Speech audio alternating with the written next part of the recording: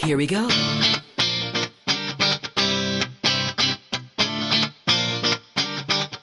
Let me lift you up. We'll go right to the top. Let the sun come up. Together we can fly. All our hearts collide. Stay here by my side. I say we jump, we fly. We reach out to the sky. And it goes on and on and on and on and on. And we go on and on and on and on. And it goes on and on and on and on and on. And we go on and on and on and on. We're gonna fly high, be alive. Yeah, we're gonna fly high, be alive. We're gonna fly high, be alive.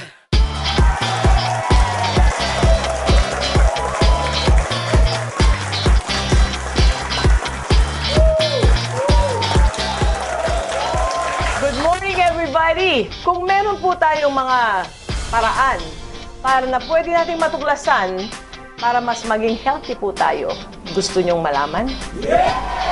Siyempre, Susan, we all want to be in perfect health, di ba? Di ba? Alam mo, Susan, Ana, ang daming tumatawag sa atin because a lot of people are amazed at the stories that are being told here in our show. Today po, ang pag-uusapan natin ay yung diabetes naman po. At ayon sa statistics ng Department of Health, diabetes is the 9th leading cause of death in the Philippines, affecting 1 out of 25 Filipinos. An estimated 3.36 million Filipinos are affected by the disease today. Isa na po ako doon. Kaya nga, Ana, will you choose life or tatanggapin na lang natin ang mga sakit natin? Through our show, we will show you that we can choose life over sickness. And there are natural ways to address even diabetes. Yes, ang diabetes ay isang pangkaraniwang sakit. And yet, very serious po ito kasi maraming complications po dito sa diabetes. Today, we have a story of an 8-year-old Dana Felizardo. Meron po siyang juvenile diabetes. We'd like to welcome her sa Be Alive!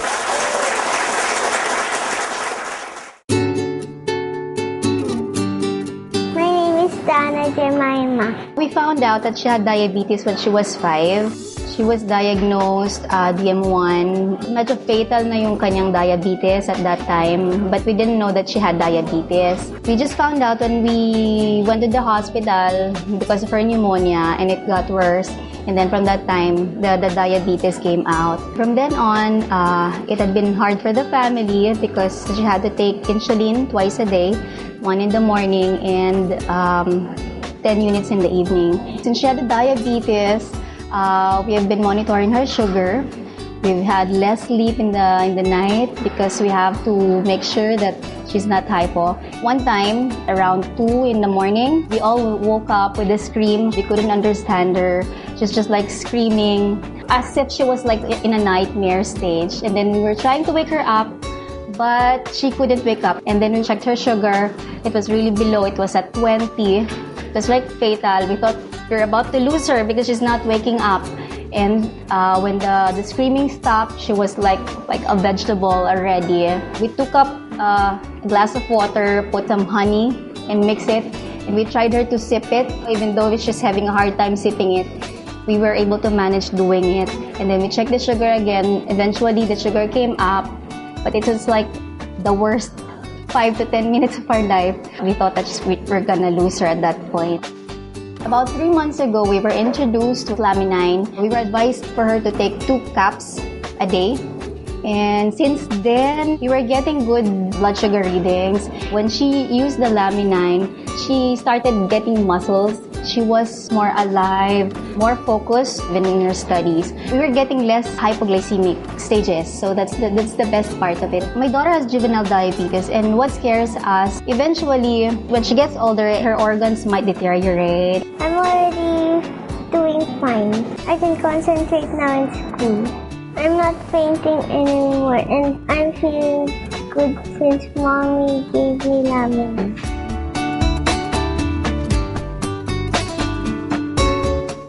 When we come back, we will give you our doctors. Papaliwanag po nila sa atin ang sakit na diabetes.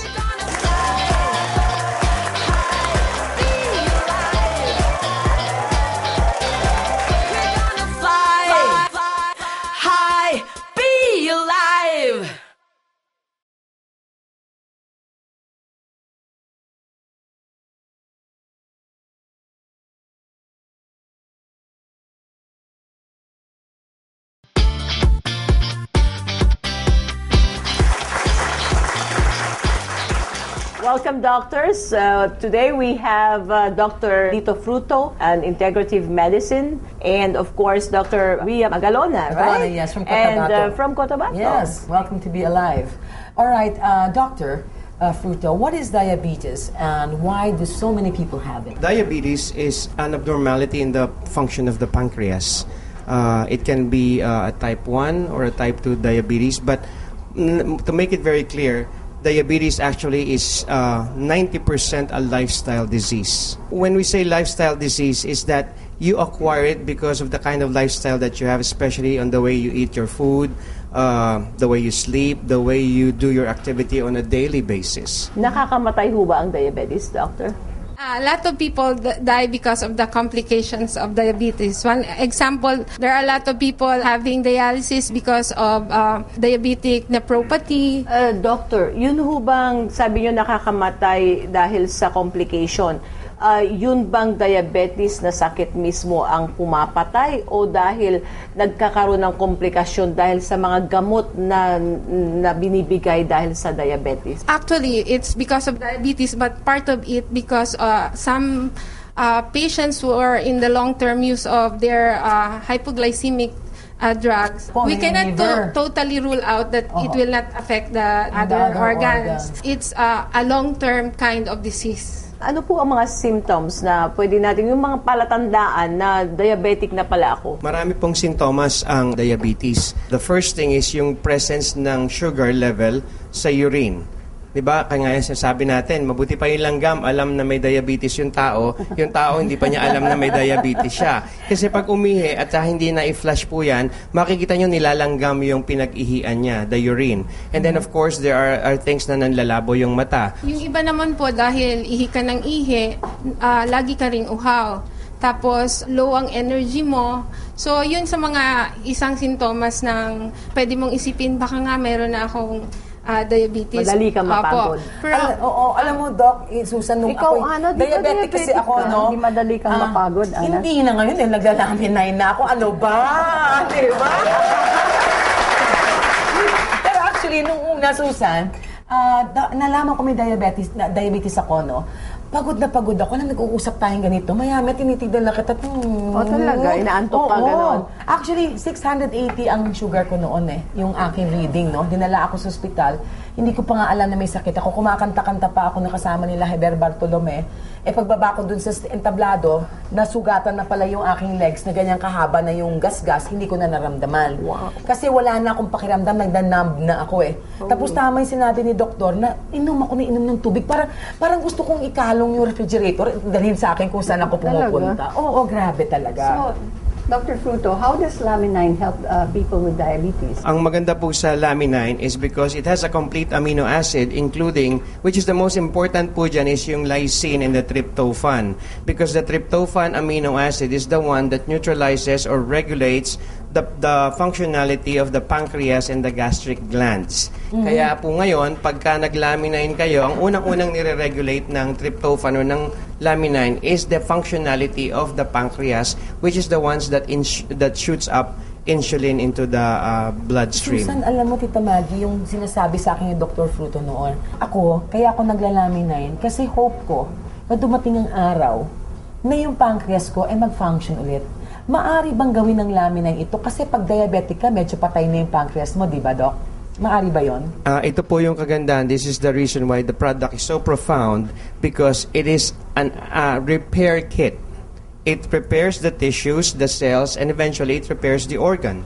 So, na-correct po in the long run, pagka marami nang naiinom, accumulated time, the tryptophan, the lysine amino acid, and the other amino acids such as the valine, the histidine, and the arginine will work together synergistically, and with the presence of the protoembryonic stage extract and the fibroblast growth factor, they work together in repairing the particular organ that is in question. And Dr. Fruto, I understand in the process of repairing, it allows the pancreas to be able to produce insulin again. Is this correct? Yes, Tita Maggie. Since laminine, as we all know, aside from being an amino acid supplement, it has fibroblast growth factor. And we know that fibroblast growth factor enhances our stem cells. So, it's not impossible that later on, your pancreas could secrete the right insulin so that lahat ng mga asukal sa katawan natin, may-utilize mismo, magagamit ng tama ng katawan natin.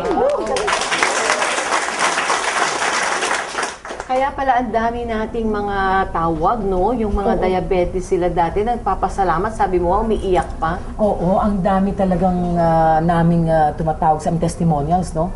Ako personally, no, I'm a legitimate diabetic, no? I'm so grateful for this. Actually, I put this to a test, yung laminine, Susan, Tita Maggie. Sabi ko, tignan nga natin kung uubra ang laminine. Sabi ko, kumain ako ng cake nung gabi, ganyan kalaki, oh. Tapos sabi ko, tignan nga natin, naglaminine ako 2. Kinabukasan ho, ang sugar ko, 95. Wow! Okay. Panoorin niyo po ang VTR of Dr. Daniel Soria. Our doctors will be back right after our break. Be alive! Be alive!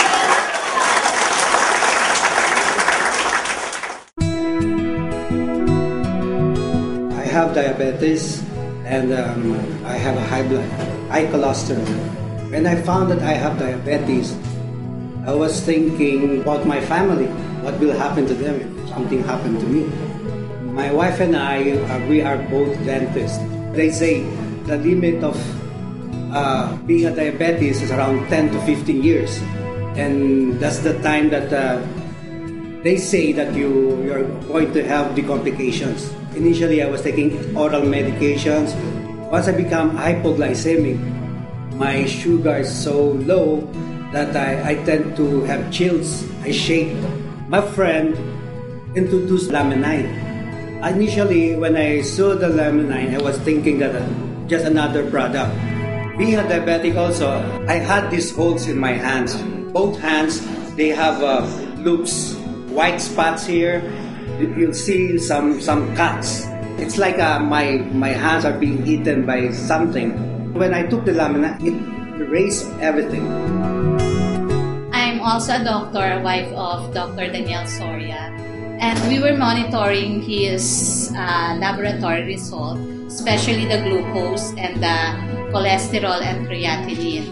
Last year, when he's injecting insulin, I think that's 25-75 combination. His sugar was maintained in the level of 200 to 250, and after taking the laminine, his laboratory result was declined into 156 without taking insulin. I love my husband, and I know now that he's going to live longer and enjoy our kids. We're gonna fly high, be alive.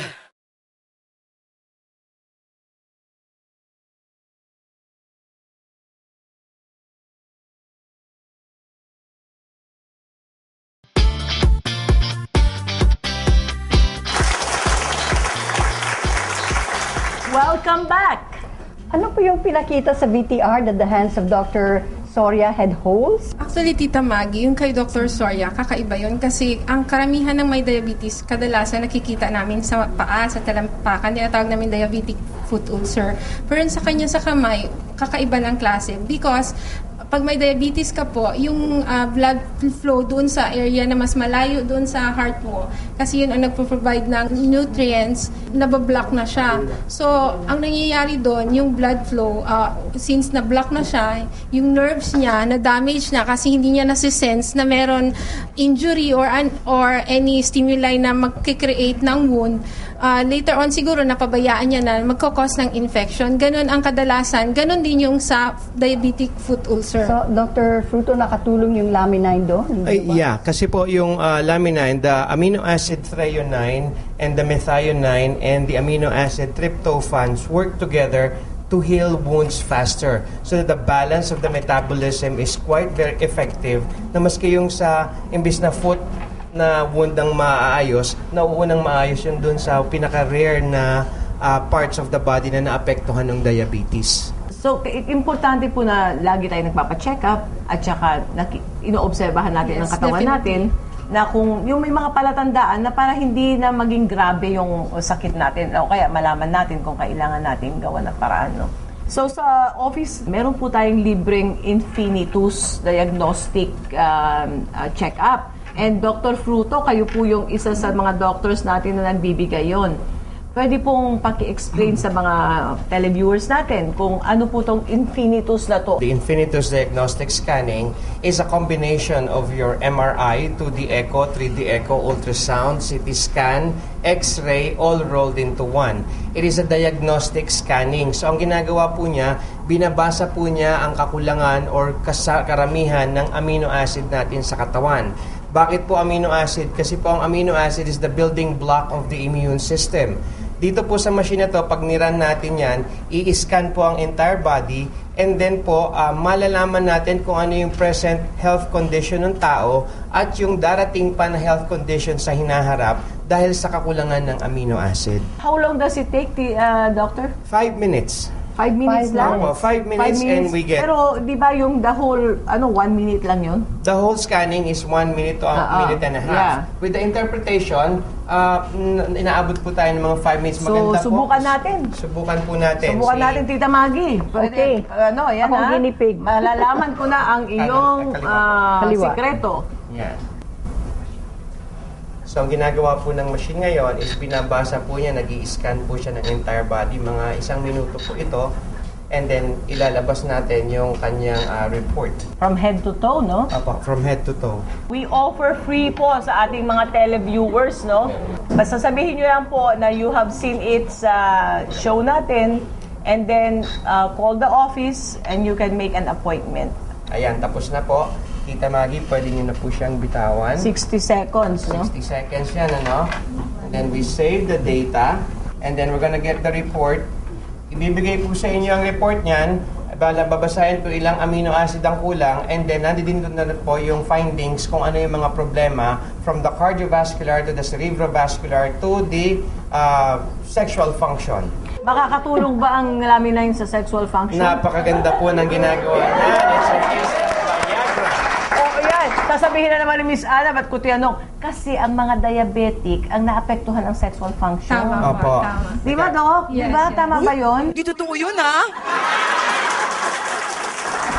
So, eto po, si Tita Maggie is 5 out of 5. 5 ang kanyang normal na amino acid and then 5 po yung mildly abnormal or moderately abnormal. Ibig po sabihin mataas yung amino acid content na yon. Thank you, doctors. We really had given the audience a lot of information today, and I'm sure many will be seeing you for your diagnostic testing. And that was exciting for me. So, let's all roll over to Ana. Meron pa isa tayong testimonial. Yes, Susan, meron ho tayong special tanong ngayon sa ating audience, no? Si Mr. Frank Abela. Pakikwento lang po, di ba ho diabetic ko kayo for 15 years? Ano po naman ang naging magandang resulta nung naglaminain po kayo? Ay gumanda po ang aking pakiramdam. Bumaba ang aking blood sugar. Tapos naging sexual din po kayo? Minsan po. So Kuya Frank, ano po masasabi niyo dun sa mga tagapanood natin na gusto rin po sanang itry yung laminine na may diabetes? Sana po subukan po nila na minom ng laminine. Para ang blood sugar nila ay bababa. Palakpakan ho natin po.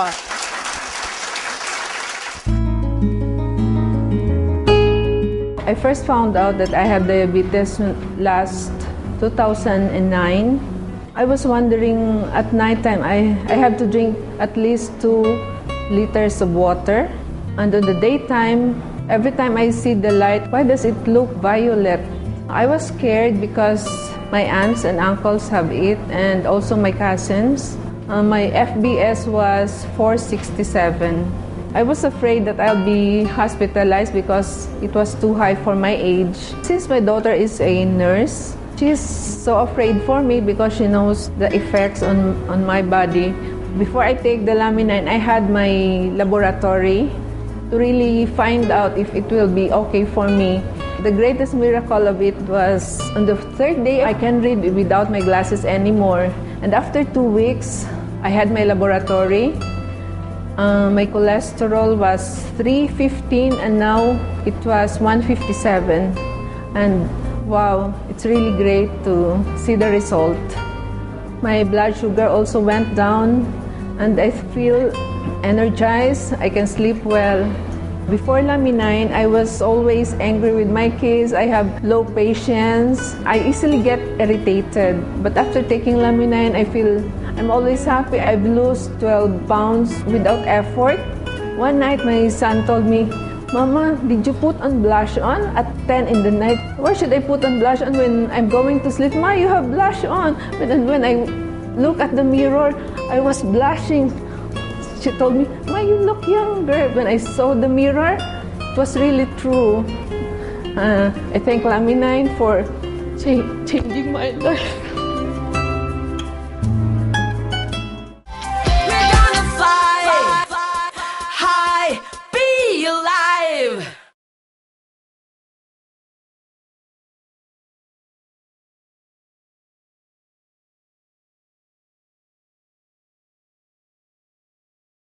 Be alive! Be alive. Be alive! Be alive. Be alive. Be alive! Be alive! Be alive. Be alive. Be alive! Be alive. Be alive! Be alive. Be alive. Be alive. Be alive. Be alive. Be alive.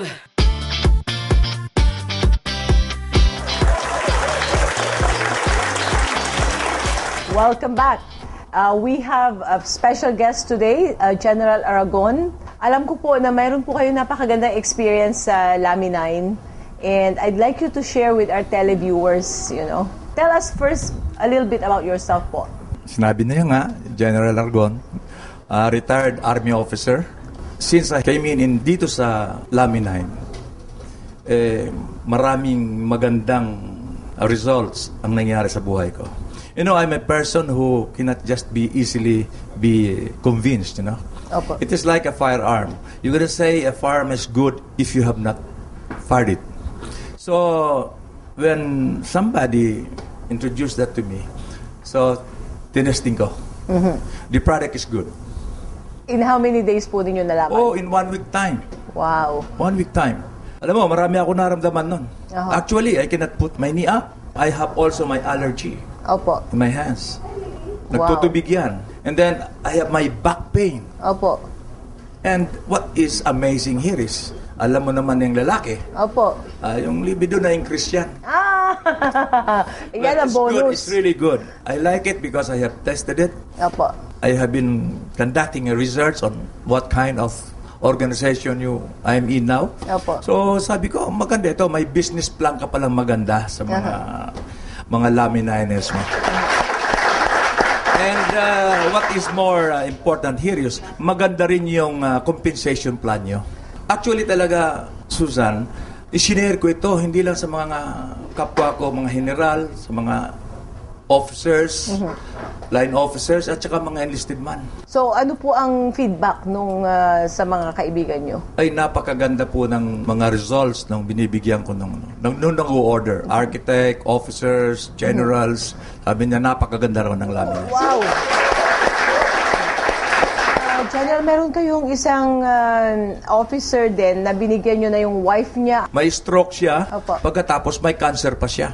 Wow. And naglalakad siya. Opo. Nakita ng asawa ko, sabi niya, Ma'am, nagbibilang na lang ako ng araw. Oh. I don't know when to leave this world. Oh. And then she remembered na, ma'am, na ano pala ito, may ini-introduce pala si General Aragon, may tinitake siya. Opo. Pwede bang subukan? Opo. So, kinausap ako ng asawa ko, binigyan ko siya. Opo. And papasalamat ako sa Diyos.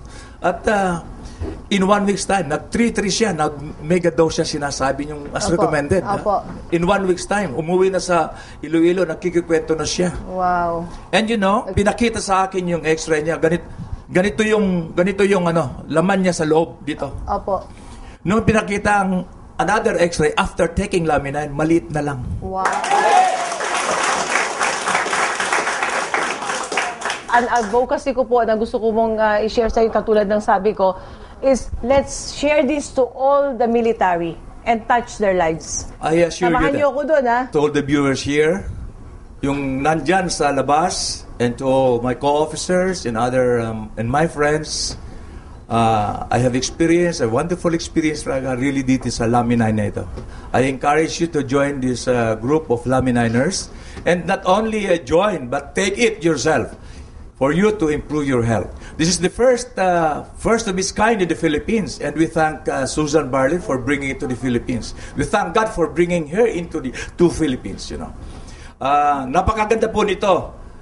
Maraming matutulungan na may mga sakit. Okay! Yes!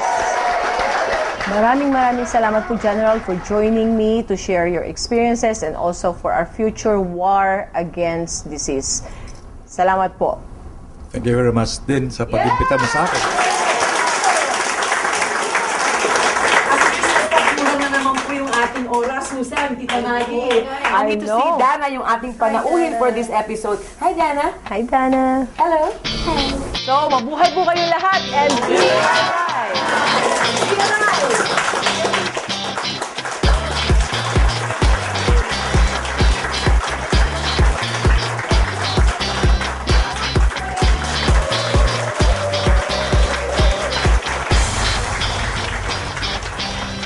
Be Alive would like to thank the following: